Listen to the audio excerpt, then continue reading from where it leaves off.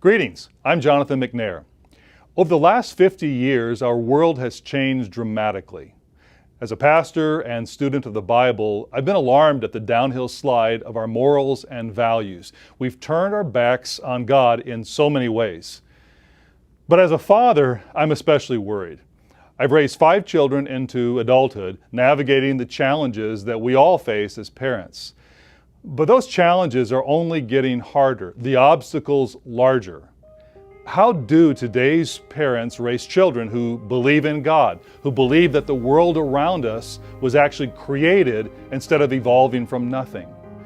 When our society says gender is fluid, ambiguous, how do you teach a child that God made men to be men and women to be women?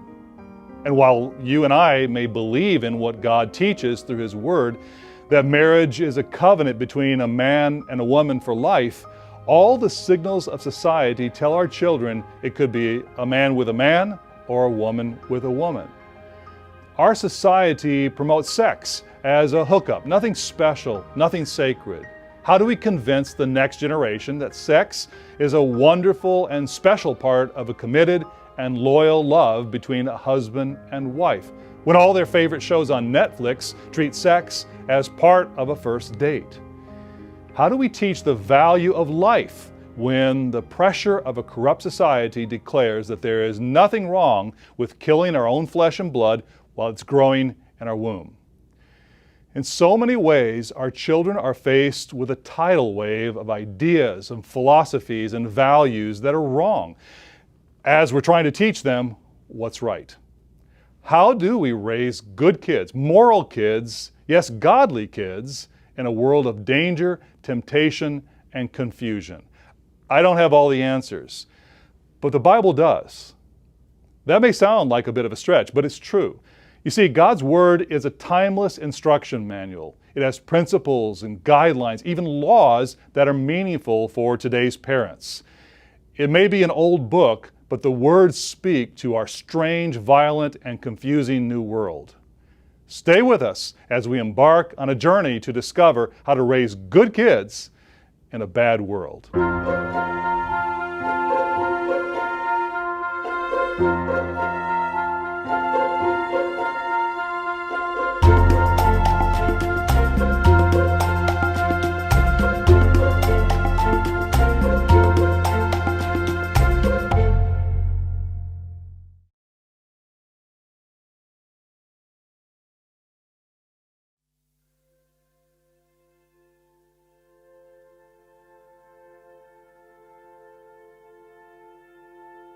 If you're a parent, you know that God has given you a precious gift.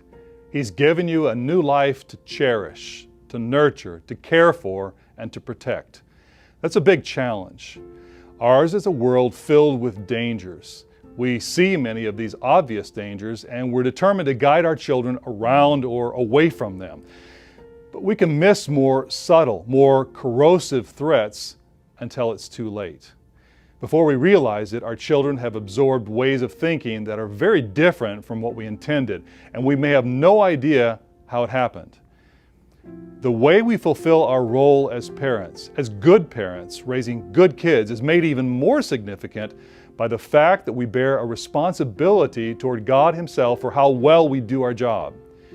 In the book of Malachi, God refers to our children as godly offspring, made in the image of Him, just as we are. God wants us to learn, to grow in character, to love God, and to learn to love our neighbor. But He also wants us to teach our children the lessons that He's taught us.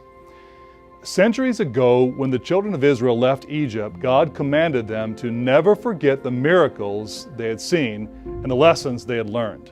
He told them, "These words which I command you today shall be in your heart." But then He added something else. He said, "You shall teach them diligently to your children, and you shall talk of them when you sit in your house, when you walk by the way, when you lie down, and when you rise up." Paul echoed those words many years later when he wrote in Ephesians 6, he said, "And you fathers, do not provoke your children to wrath, but bring them up in the training and admonition of the Lord." We have an opportunity and a responsibility to teach and train and help our children to become good, to develop the righteous character of God, just as we are striving to do. That's a tall order in a world that is filled with so much bad. According to a Barna report titled Gen Z and Morality, almost 1/4 of our teens believe that what is morally right and wrong changes over time, based on society. About 1/5 believe that what is right and what is wrong is up to the individual. So we're not going to get much help from society. But the challenge remains.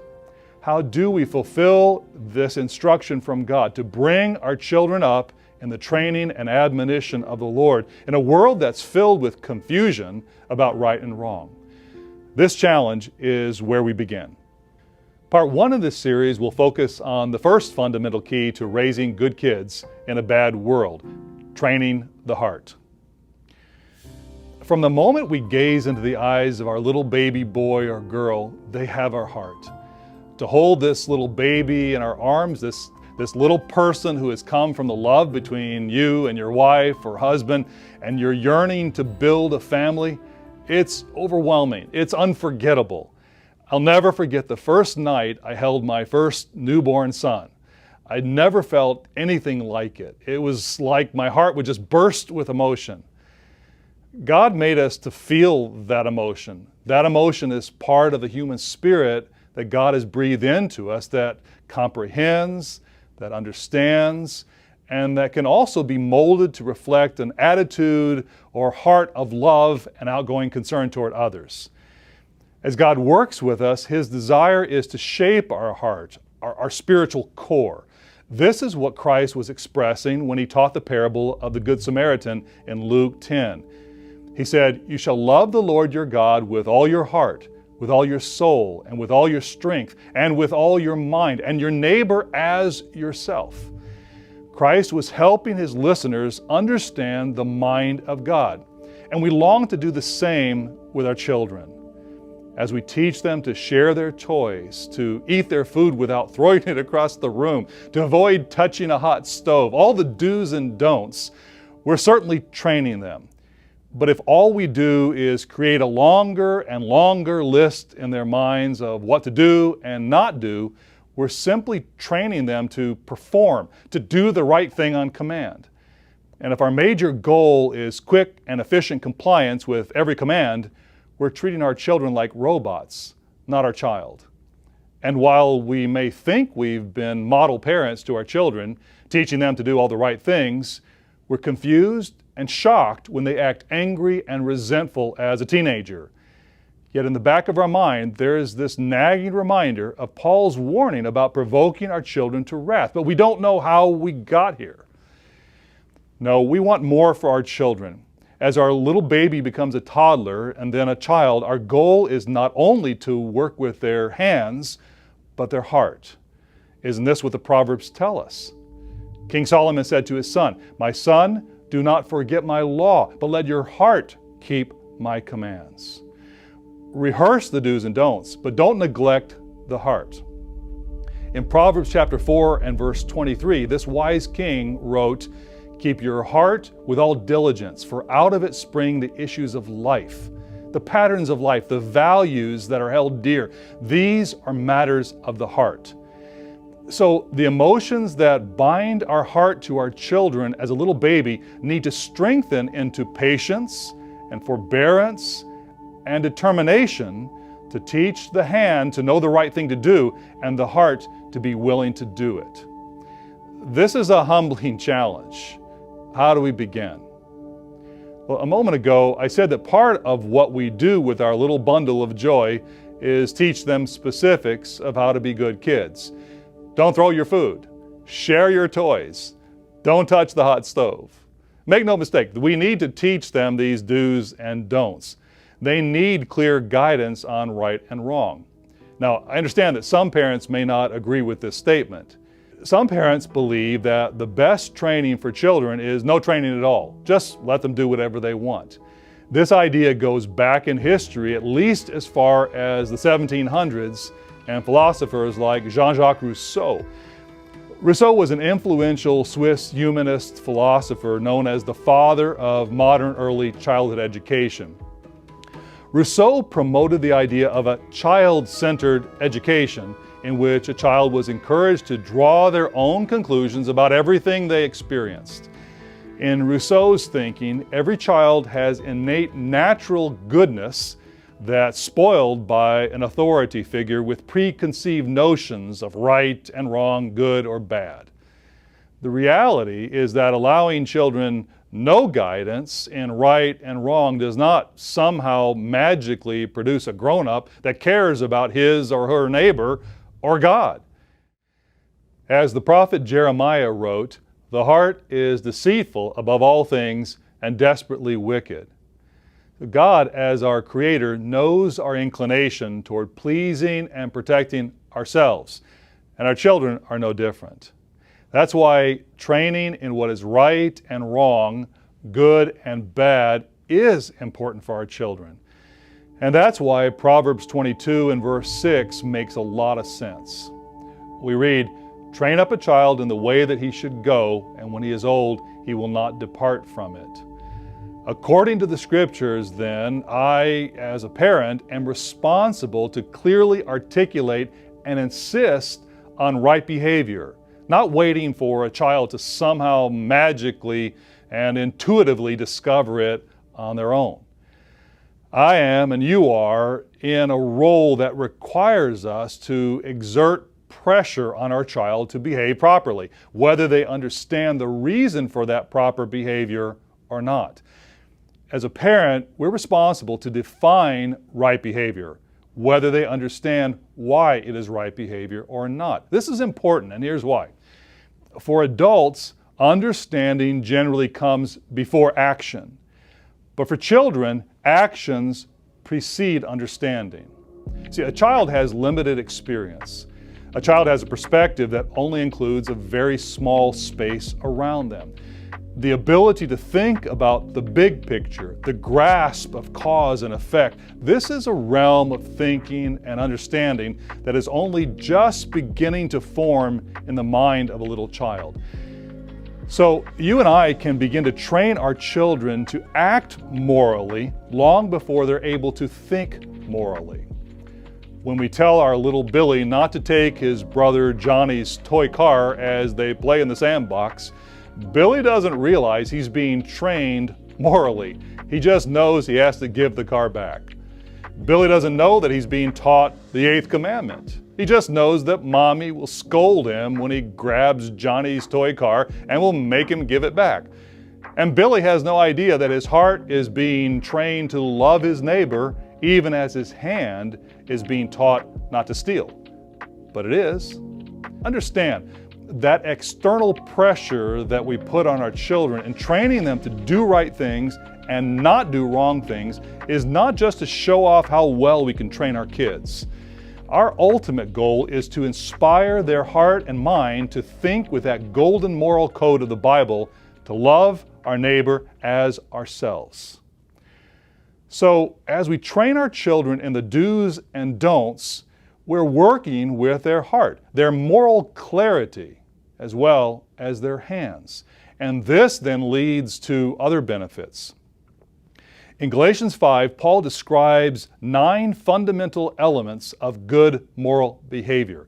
He calls them the fruit of the Spirit, and he listed them as love, joy, peace, long-suffering, kindness, goodness, faithfulness, gentleness, self-control. So Paul listed self-control as a moral attribute. How is it a moral trait? Well, let me explain.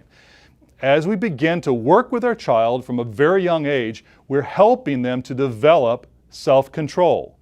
Self-control is developed through how they play with their toys, how they interact with their siblings and other children, how they handle their food, how they respond to their mommy or daddy.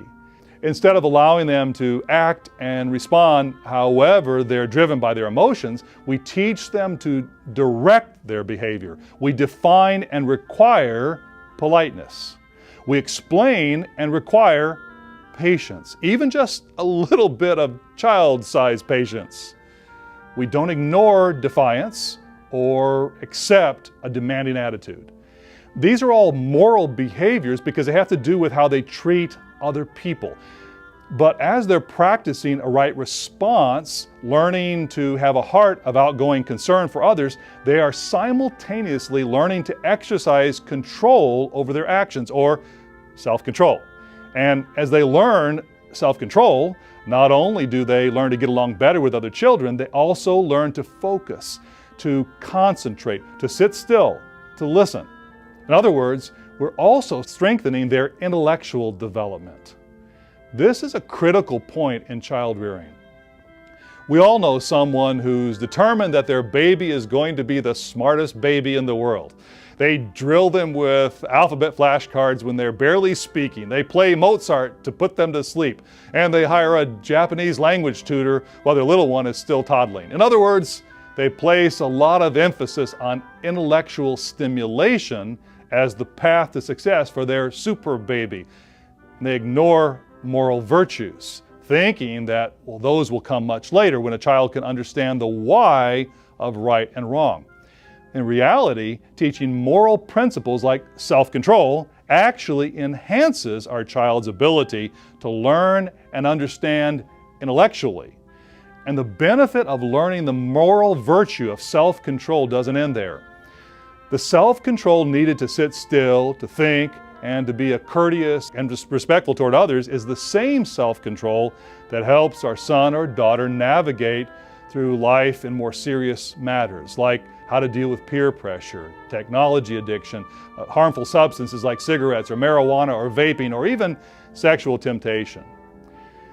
Other moral virtues like patience and mercy and kindness and forgiveness are likewise pathways to better relationships, better mental health, and a more successful life. The takeaway is this: if we only focus on the child's intellect and ignore their training in right behavior, moral behavior, we're unintentionally hindering our child's development morally and intellectually. But if we consistently and lovingly train our children in right behavior as a path to a right heart, we're also enhancing their life in ways far beyond the sandbox. Before we leave this topic, it's important to highlight an issue that can short-circuit our best intentions as a mother or father. As a baby is formed in the womb, the connection to its mother is quite literal. And as it grows, the umbilical cord serves as a lifeline for nourishment. When a baby is born, the umbilical cord is cut, but she is still very much physically attached to her mother. Her mother nurses her and comforts her as her baby clings to her for comfort and care. And as her father holds her and rocks her to sleep and walks the floor with her to calm her, she develops a very real attachment to her father. It's a precious time. When my first little baby girl looked up into my eyes with trust and curiosity and wonder, I was forever smitten. And then my second little baby girl did it all over again, and I was twice smitten. And you guessed it, my third little baby girl did the same thing, and my heart was bound to her just as it was to her sisters.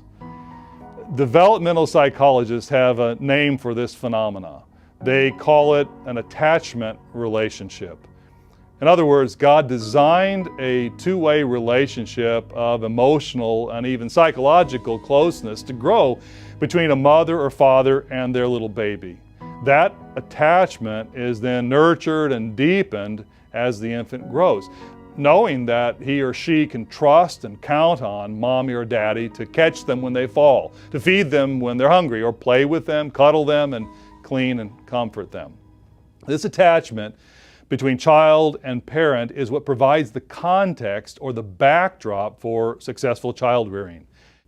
Gordon Neufeld highlights this principle in his book titled "Hold On to Your Kids: Why Parents Need to Matter More Than Peers." He writes, "When a child seeks contact and closeness with us, we become empowered as a nurturer, a comforter, a guide, a model, a teacher, or a coach. For a child well attached to us, we are her home base from which to venture into the world, her retreat to fall back to, her fountainhead of inspiration. All the parenting skills in the world cannot compensate for a lack of attachment relationships.